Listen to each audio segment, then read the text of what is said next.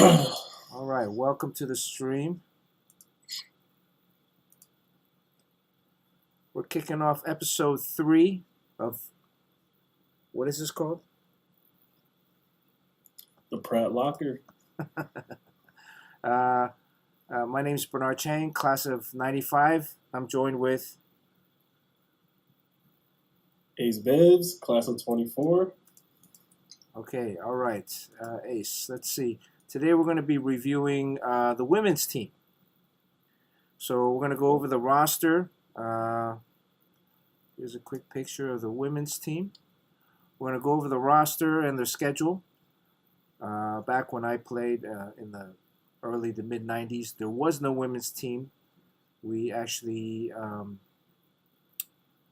one year we did have a woman play on the team. There's been, over the course of Pratt basketball's history, there's been a couple milestones. Cindy Meserve was the first female to play in the NCAA. She played on Pratt men's team. And then also in the 2000s, there were I think 2 women on the men's team at one point in the early 2000s. So let's get started right away. Let me pull up the browser here. The women's team has already played 5 games. They're 1-4 so far. Ace, you've got to catch a couple of the games. Any thoughts so far in the early season? Early season, so far, like from what I've seen by catching some of the games, the girls are pretty tough this year. They seem like they're playing physically, and a lot of times that is normally the cause of like some losses. So like if you can already rule out the toughness part, and just start tweaking some of the other stuff, I think that's when more of the wins will start rolling in. But as of right now, I think like all the girls are playing really tough. So that's from what I've seen.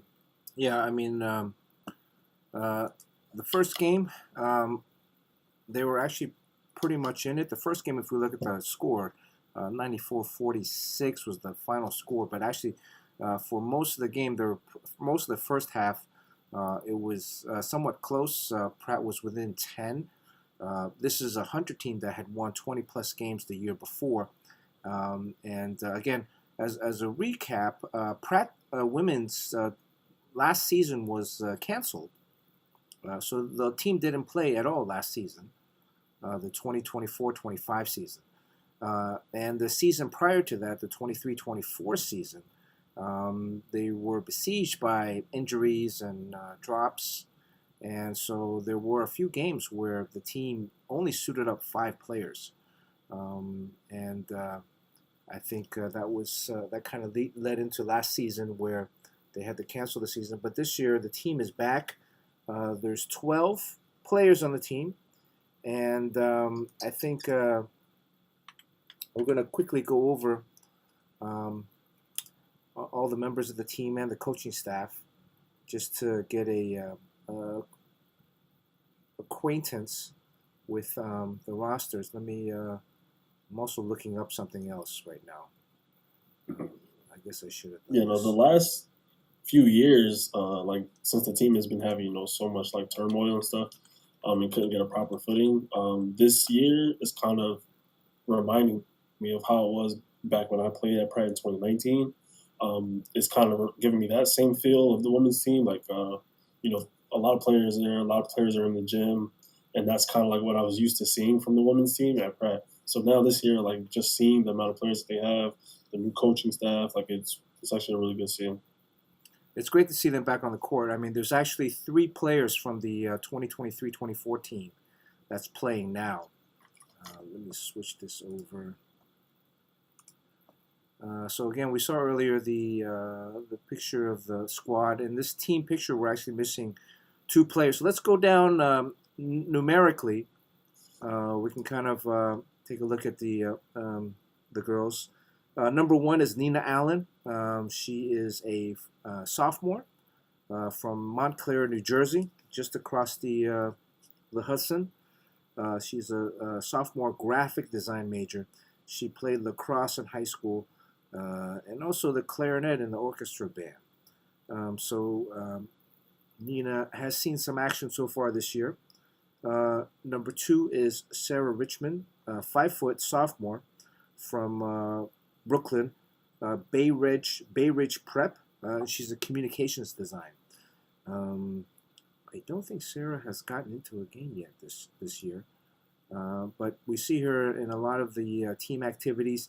The team's also done a lot of community service and also group activities. So I think from a chemistry standpoint, it seems like the girls' team um, is a pretty good hold on that right now. Um, Number 3 is Lola McTavish. Lola is a freshman, 5'9", from Sydney, Australia. So we have uh, both in the women's and the men's team. Do you know? Does Tommy know her, or did Tommy help recruit her to come to I Pratt? actually don't know. I actually don't know. That's crazy. I honestly didn't even like realize that she was from Australia as well as Tommy. You should get we should get a chance to ask her sometime. She went to International Grammar School in Sydney. She's an architecture major, and I was able to find some stuff about her playing basketball in high school. In high school, she wanted to play D1 basketball. She's a dual American Australian citizen, and in 2021, she played with the Sydney Comets Gold, which is a club team. And she also coached at the NBA Basketball School of Australia. So she helped coach a lot of young kids, aspiring basketball players. So Lola is one of the starters on the team right now. She's getting um, seeing a lot of action, and I think it was just her birthday recently this past weekend uh, when they played against Berkeley. Number Happy birthday, Lola. Happy birthday, Lola. Number 5 is Emily Vasquez. She's the senior guard, 5'3", from Brentwood, New York. I didn't know there was a Brentwood, New York. There's a Brentwood, L.A. Um, That and is a good LA. what was that? It's a nice area out there in LA too. Oh yeah. She's an art and You design. can get an $80 smoothie. What was that? You can get an $80 smoothie out in Oh Brentwood. yeah. Well, if you go to Irwan, uh, actually, so there's 4 returning. She's a returning player from the previous squad. She also runs cross country for Pratt. Um, so she was on the team in 2023-24. Number 10 is Annabella Jakalik. Jakalik? Jakalik? Uh, I'm, part of the announcer's job is to make sure the pronunciation of the names are correct. So I've already failed. Yeah. I was gonna say we, but you haven't said anything yet. I don't think I should try. Okay. I don't want to add insult to injury. Well, 6'3", sophomore from Croatia, architecture major. She is also a returning player from the 23-24 season. She played 7 games that season, averaged 13.1 points per game, 14 rebounds per game, and 1.6 assists per game. She also plays on the volleyball team. She played Yeah, for that's right. yeah, so she's on the 6'3". She played on the ZKK uh, Zagreb Women's Basketball Club in Croatia. So Annabella has some good experience. If you do get to watch some of the games, she has been fairly dominant um, in all the games that Pratt has played this season, and not just points, but also rebound wise and blocks. And as That's a lot of boards. and I will say she is also a very good passer. Um, you know, the coach has a system where the girls are passing the ball very well, I might say, and they're getting a Yeah. lot of good ball movement. Um, Number I 11 think is Annabella, honestly, very strong presence, like on the court, like very noticeable presence. She's like always down there, crashing boards and banging down there. It's like very, very good size for the team. yeah. And you know the big man's already always getting fouled a lot, and refs probably don't call every single foul. So a lot of times you just got to play through it. Um, Number 11, Dalia Dimitrov from Montreal, Canada. Um, she is 5'10", freshman, architecture. So I guess I'm getting a sense here that the women's team is there's a lot of architecture majors, whereas the men's team there's a lot of construction management majors. Um, Yeah. she plays the piano and she played shooting guard in high school. So Dahlia is also one of the starters on the squad this year. She's been doing a lot of ball handling, a lot of shooting, kind of all around play. Let's take a quick look at her stats. If we can pull that up real quick. Right now I feel she's like at it's a little bigger on the bigger side for shooting guard in the women's game. 5'10" shooting guard, it's pretty good size. oh, this browser. Sorry. Let me get this.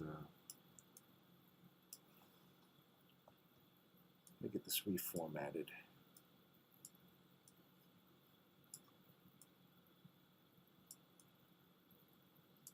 Okay. She's averaging 2.2 points per game, 1.4 assists, 2.2 rebounds, and 1.4 steals. Annabella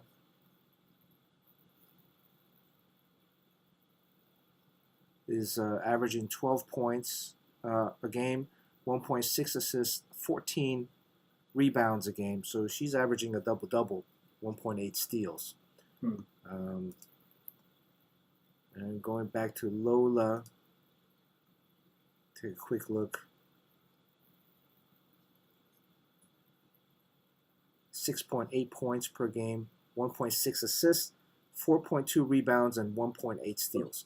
So everybody is really contributing all across the board. Yeah. Next we come to number 12, Miga Higa, all the way out from Torrance, California. It's kind of my neck of the woods in Southern California. Torrance is known for some good basketball powerhouses. She went to North Torrance, and she's actually a master's program landscape architecture. So she's a graduate student, 5'3". She got her bachelor's in arts at Cal Berkeley, and now she's playing for Pratt. She has been consistently the first person off the bench, the sixth man, and she's gotten a lot of minutes in all the games so far this year. She's kind of I would say the backup ball handler. When she's in there, she's handling the rock. 6.2 points, just under 1 assist a game, 1.6 rebounds, and 1.6 steals. So Miga is she's a real contributor when she's out on the court. I'm wondering, I saw in one of the games she was getting kind of chippy with some of the other players. I don't know if she might be able to, we might see a fight one of these games with Miga right in the middle of the scrum. So, but keep it up. Definitely setting the tone. Number 13, Kylie Grant. Kylie, 5'6". She's a fifth-year architecture major from Dallas, Texas. Kylie recently has already scored 1,000 points for Pratt. She is the returning starter. This year so far, she's averaging 10.5 points a game, 2.3 assists, 8 rebounds, and 4.3 steals. Her career overall, she's averaging 17.9 points per game, 9.7 rebounds, and 2.9 assists per game from a career standpoint. She was also a 3-year varsity letterman in high school, and she won a state championship her senior year. Ace, how'd you do in high school? when you played? Um, I did pretty well in high school. I think I averaged about 15. I got a lot of dunks in high school. I dunked a lot and on a lot of people. Yeah. Um, and but like also my league was pretty hard. Like I played against guys like Cam Reddish, Mo Bamba, Sam Sessoms, DeAndre Hunter. Like these are the type of guys that I came up playing against. So my league was pretty tough. But did you ever get to experience winning a state championship in high school? We never won a state championship. I got to think, like, as a 16, 17-year-old kid, because usually basketball season ends early winter, right? And Yeah, like February. yeah, around February, February, March, and the amount of games that you're playing, and depending on the how the tournament system works out in your state, to reach a state championship and to win it, oof, Yeah, must be amazing. I actually yeah. ran across I got someone. close. I got close before. Yeah, I mean, like, I've gotten close. just to be that young and have to deal with the amount of nerves, the stress, and standing Yeah. in the free throw. Like, if you're even in the playoffs, when you're shooting a free throw and you're standing in front of everybody, and how does that feel? Honestly, I think it's hard to say because like when I was early in my career, I was a bench rider. Like freshman year and like sophomore year, like I was coming up against some like really talented guys. So I was pretty much riding the bench for all the big like state moments that I was a part of. Um, but once I started, playing more at a private school, it was kind of just felt like second nature to me. Like I was used to kind of shooting free throws in front of a lot of people. I didn't let the crowd get to me. So it's kind of almost like I was already seasoned, Okay. in a way. Yeah. But honestly, yeah, like I've never felt like super nervous, like on the free throw line. So Kaylee was she actually got injured a little bit against York, was it? And she sat out the fourth quarter, and I think she sat out the St. Joe's Brooklyn game. But she returned against Long Island and Berkeley, and I mean, she was creating a lot of havoc out there on the court against Berkeley. Um, Number 14, Kaylee Kang, also from Southern California, Granada Hills. Kaylee A is a lot of soft. Californians on Sorry, what was that? So a lot of Californians on the team. Yeah, a couple Californians.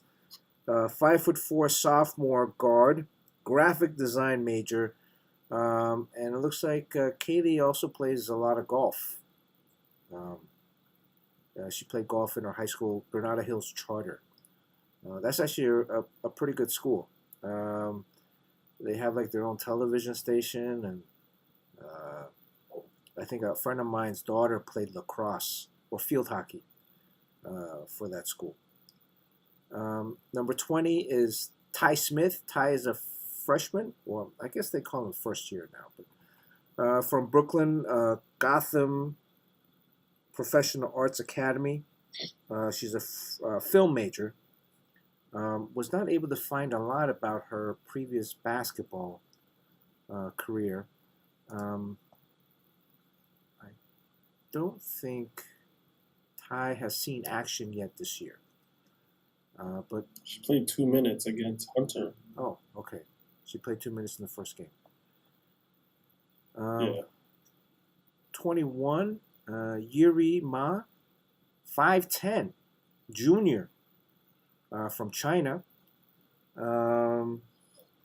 She's a fashion design major. I was not able to find out too much stuff about her high school career. The only thing I did find out was that apparently 7 schools from her high school got accepted and or are going to Pratt. So all the way from China, I think that's a pretty good support system. Nice. If she has friends from high school, hopefully they're coming to the games and cheering her on. Yuri did see some action in a few games this year so far. I think she got a free throw the other game. She's averaging half a point, half a assist, half a rebound. So hopefully, at 5'10", she should get a lot of action. She's probably going to be on the taller side in a lot of the games. Hope she does well in the season. 22, Shreya Chandran, sophomore 5'5" guard from India. She went to a Canadian International High School there, and she's a 3D animation major. Her high school was in Bangalore, India. I was not able to find any high school basketball info from her, but we'll hopefully see her contribute as the season goes on. I don't think she's gotten into. She played 4 minutes against Hunter, 3 minutes against St. Joe's Brooklyn. Okay. Is you obviously, as you've done your research. I just have it, right in front of me. So Okay. Just making sure we, get everything. And then we have 23, Jordan Cho Wolf, 5'8" freshman from Brooklyn, New York, from Harvest Collegiate. She's a sculpture major. I was not able to find anything on Harvard Collegiate, but Jordan has gotten into a few games this year. Ace? Mm-hmm. She played 8 minutes against Hunter, 7 minutes against York, 2 minutes against St. Joe's Brooklyn, 10 minutes against St. Joe's Long Island, and 1 minute against Berkeley. She got some good rec against St. Joe's Long Island. Yeah. I remember watching the York game and also the more recent St. Joe's, actually Berkeley game. When she's in there, she seems to be very confident. She's gotten a bunch of rebounds, and I think she'll be a great first-year contributor to the squad. Probably be getting more minutes as the season progresses. A lot of times, it's really just getting experience, game experience, feeling comfortable being in there, and then just doing your thing. Last player on the roster, 24, Emily Carlson. Emily is a junior, 5'11" from Utica, New York. Holland Patent. She's a game arts major, and she's also a returning player from the 23-24 season. She started 5 games back in that season, averaged 8.6 points per game, 7.2 rebounds, and 1.4 assists. Her career high was 21 points against St. Joe's Brooklyn. They actually have a. Nice. Did they have a game against St. Joe's Brooklyn coming up, or did they? No, they already played them. And they already played St. Joe's Brooklyn. She scored 4. Yeah, and so also 13 rebounds in the game, like also against St. Joe's Brooklyn. And the previous season she wore number 31. So I wonder why she switched. We'll have to ask her that when we see her. Anything else in terms of the players right now, Ace?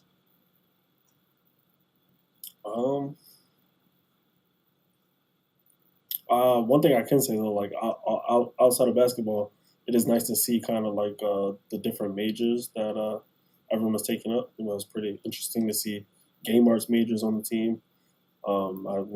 Haven't spent a lot of time around the game arts people because they like have a different building. A lot of the classes, take place in the Myrtle Hall, all the like 3D stuff and game stuff. Emily has in the games that I've seen, she has also dominated the ball seems to find her. She gets in the scrum, she gets into the mix. She's grabbing a lot of rebounds. She's really being an enforcer, and she's actually had a lot of nice passes and a lot of nice shots. One thing is, the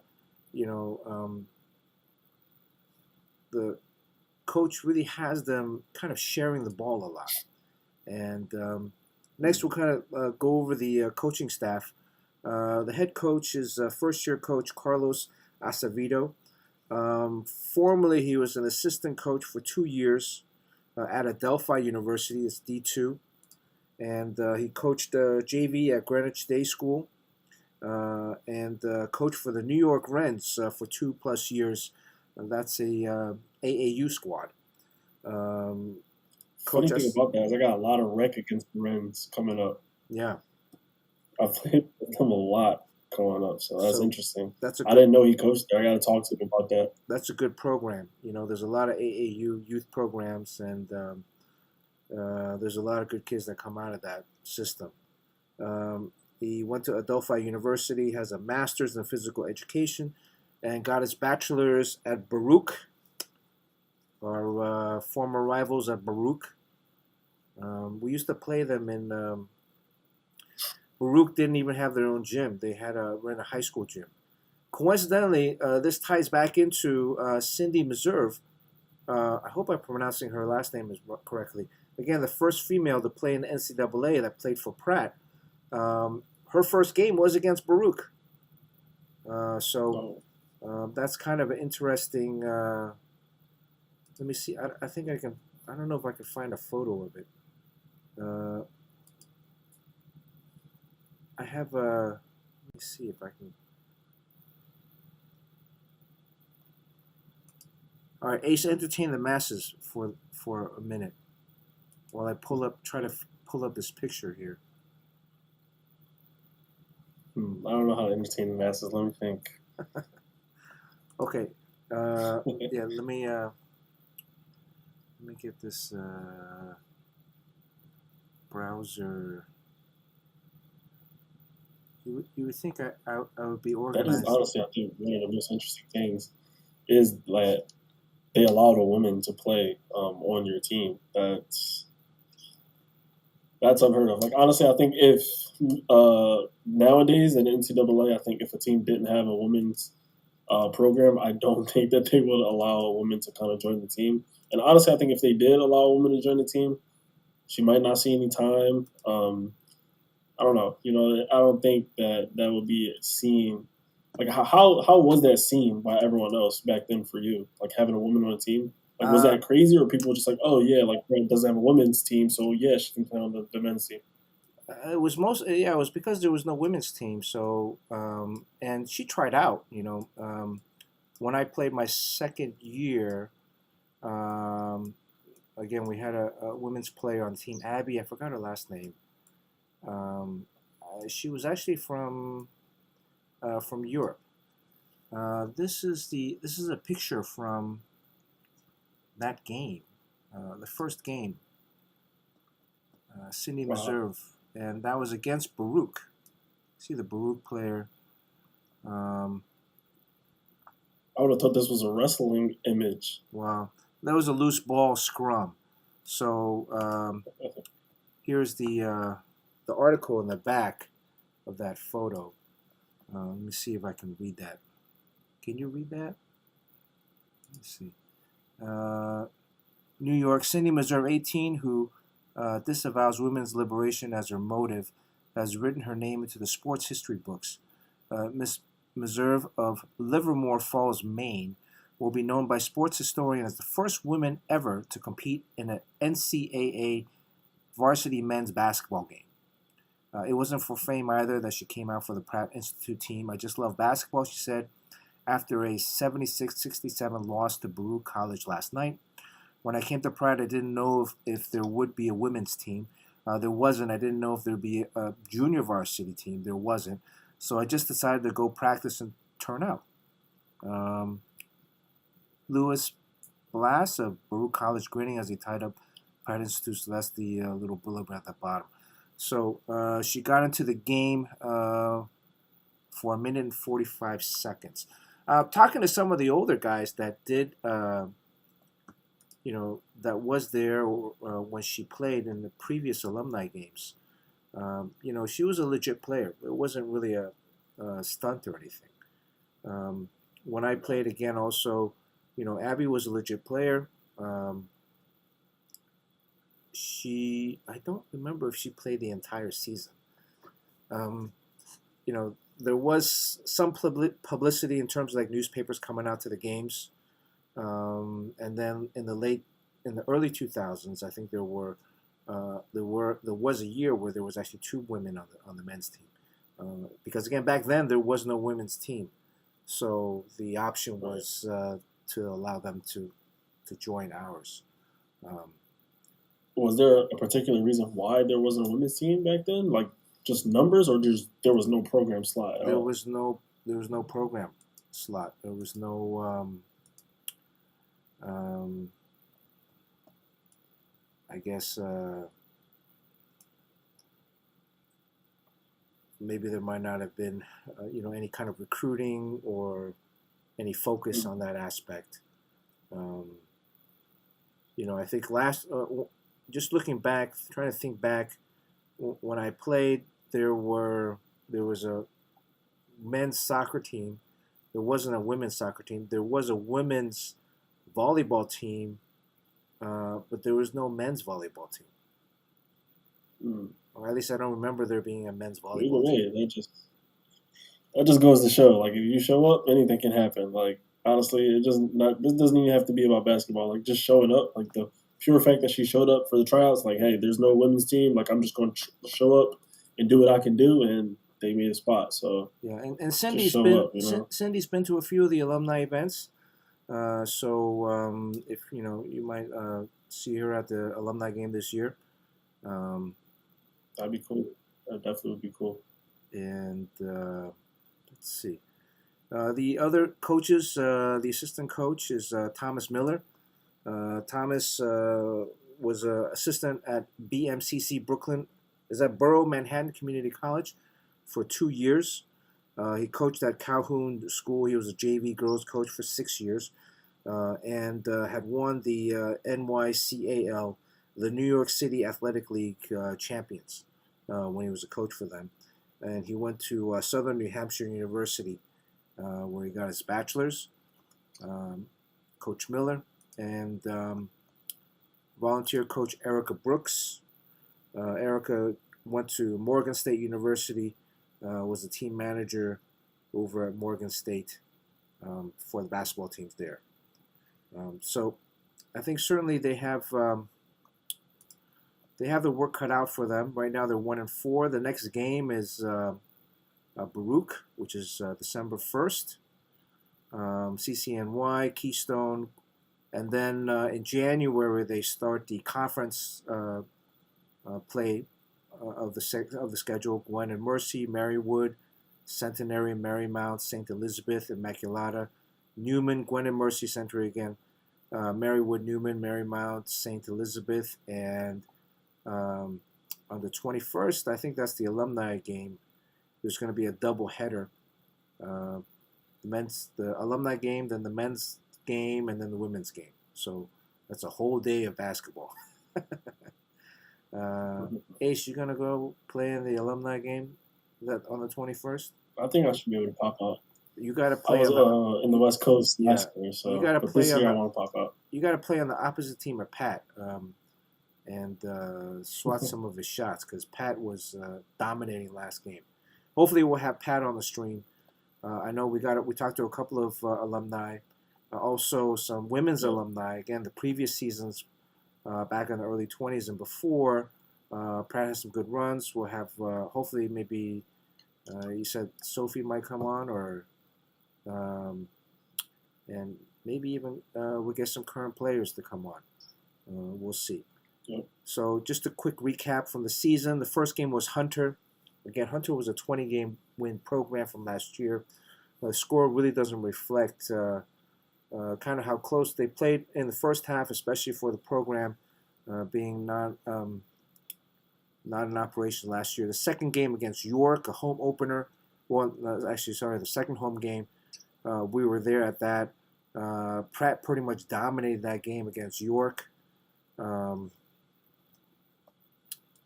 I think Annabella had a ton of points that game.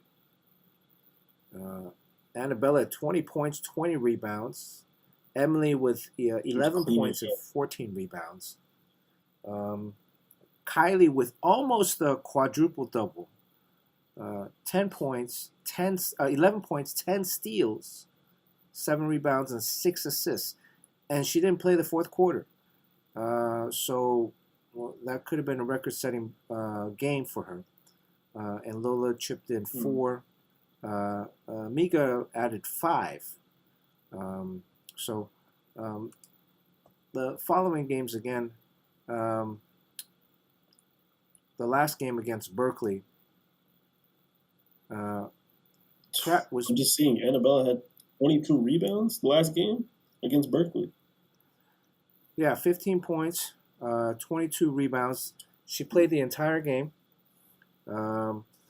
Women's game is 4 quarters, 10 minutes a quarter, as opposed to 2 halves for the men's game. She played all 40 minutes. Kylie played 38. Kylie had 8 points, 13 rebounds, 4 steals, and Emily 5.7 rebounds. So, again, they move the ball great. I think some of it is just really knocking down some open shots. They're definitely getting a lot of open shots. It's a matter of hitting them when you're open. And then I would say cutting down some of the turnovers. I mean, that's kind of in any basketball game. You really got to watch your turnovers. Right. And this last game, Coach Acevedo went with kind of a shorter rotation. And so we'll see how that goes. I do think they're going to be able to pull out a few more wins this season, especially coming up against some of these other schools. You saw a butthead fly by there. And all right, anything else you want to touch on? I'm just excited for more Pratt basketball and more opportunities for us to get wins on the women's side and on the men's side. I think looking ahead, if we in December they have Baruch, they're playing at Baruch. If we slow internet here. If we look at Baruch, take a quick look. Baruch Bears. They're 2-5. They haven't played any of the same schools yet. CCNY back home.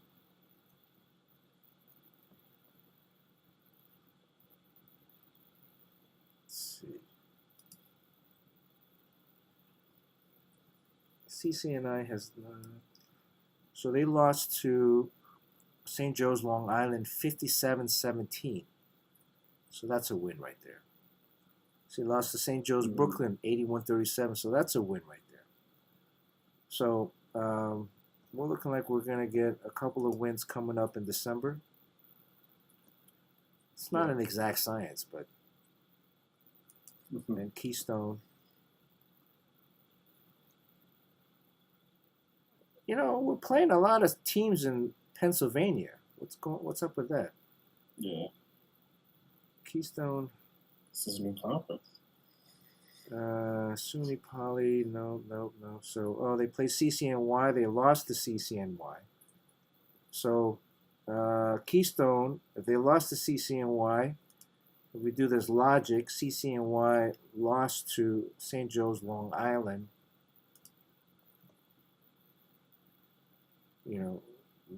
We're pretty much in that game for a good amount of time. The score really, a lot of times the score doesn't reflect it. A lot, it's just big runs. Yeah. Kylie was just coming back from injury, played a little bit more than half of the game. Annabella only played half of the game that game, and she fouled out. So I think if Annabella had stayed in the game, Lola had a big game that against St. Joe's Long Island, 10 points. So by metrics, we should be CCNY and we should be Keystone. So at least I think I'm going to say Pratt could go undefeated in the month of December, and that would be a good way to kind of end the first year back and jumpstart for January. So I'm going to say 3 wins in December. Baruch, CCNY, Keystone. I'll take that. Annabella, Kylie, leading into league play. Emily, don't let me down. we're going to be back. We're going to have to roast you guys. All right. That's it for episode 3. This is our women's recap, women's basketball 2025-26. Ace, did we come up with a sign-off? I literally was about to say, unfortunately, we did not come out with a closing line yet. So, all right, leave it in the comments. Yeah, Make sure, if you're watching this, make sure to hit the like. You can sub or not sub. You know, it's free on YouTube, but hit the like. And if you have any recommendations on sign on and sign off phrases, like feel the boom, I don't know, Cannoneers, something. Yeah, we need something. And it can't be cringy. It can't be cringy. Yeah. And then again, here's another Pratt old school jersey. This one's tight. I don't know why this one's tighter than the other ones. Maybe they ran it in the dryer or something. All right, peace out. See you guys next week. Happy Thanksgiving.